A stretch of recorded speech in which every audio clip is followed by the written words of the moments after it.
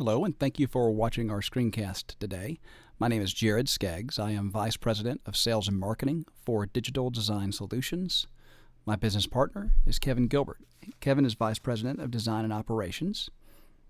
This is a reproduction of a presentation that we did at the Atlanta Metro Baptist Association on May 5th, 2008.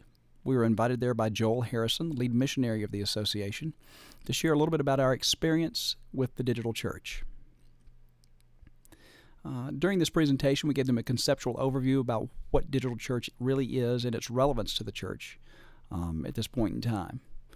We talked a little bit about defining the digital church. And specifically, we talked about it's the internet, it's online community, podcasts, webcasts, new media.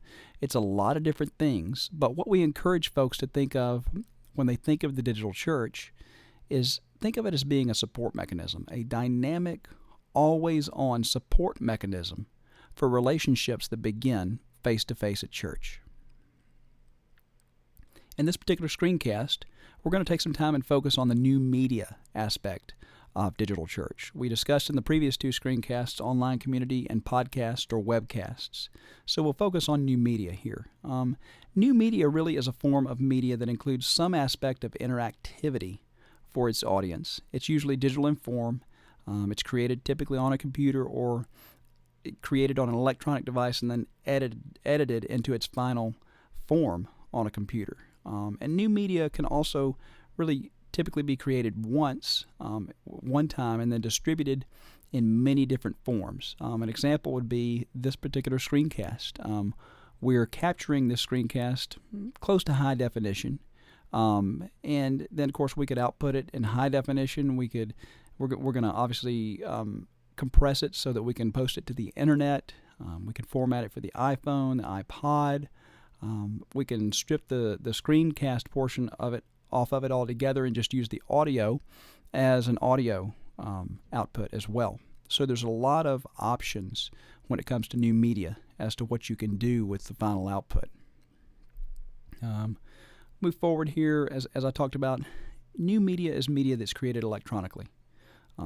Usually it involves a computer, and the media generally invokes a response or some sort of interaction from the person or group consuming that media. Okay?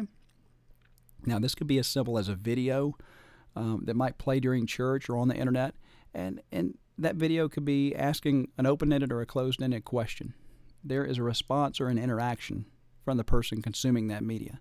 It could be as simple as a photograph with perhaps a caption beneath it that requests prayer for a specific group that might be in the photograph, or a nation that might be represented by that photograph.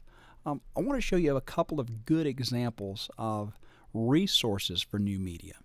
The first one is called sermonspice.com. Now, sermonspice.com has embraced a great concept because there are a lot of churches out there, kind of like we talked about with online community and podcasting.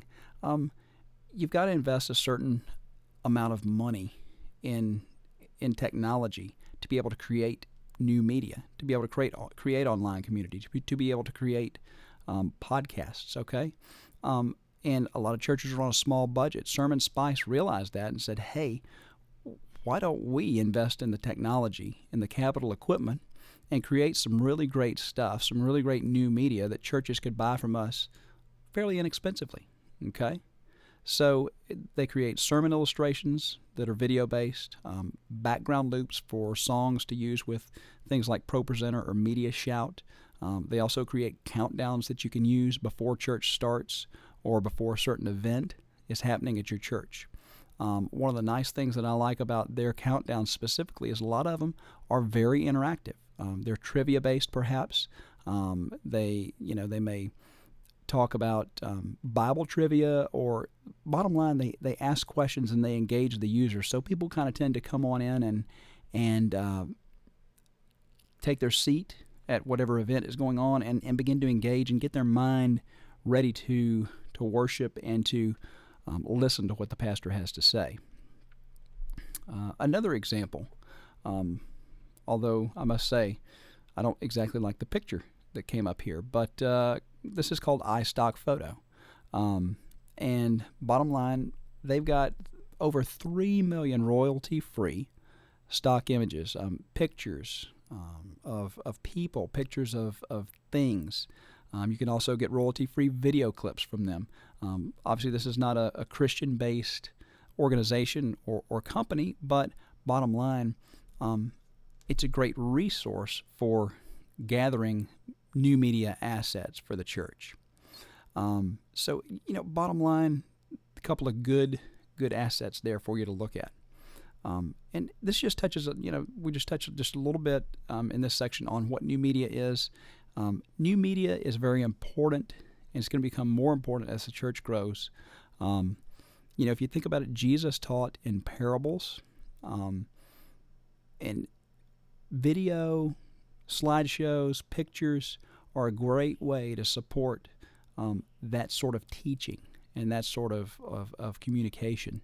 So new media is becoming very important, and I hope you'll consider taking a look at some of these resources, and hopefully when we meet face-to-face, we can go deeper into just how new media can really affect your church and really help you define your church as far as the digital church realm goes. If you have any questions about anything we've talked about here, feel free to contact Joel Harrison at the Atlanta Metro Baptist Association, or you can contact us directly on the internet at www.digidsolutions.com. That's DIGID solutions.com. Or you can contact us by email at info@digidsolutions.com. Thanks for your time, and have a great day.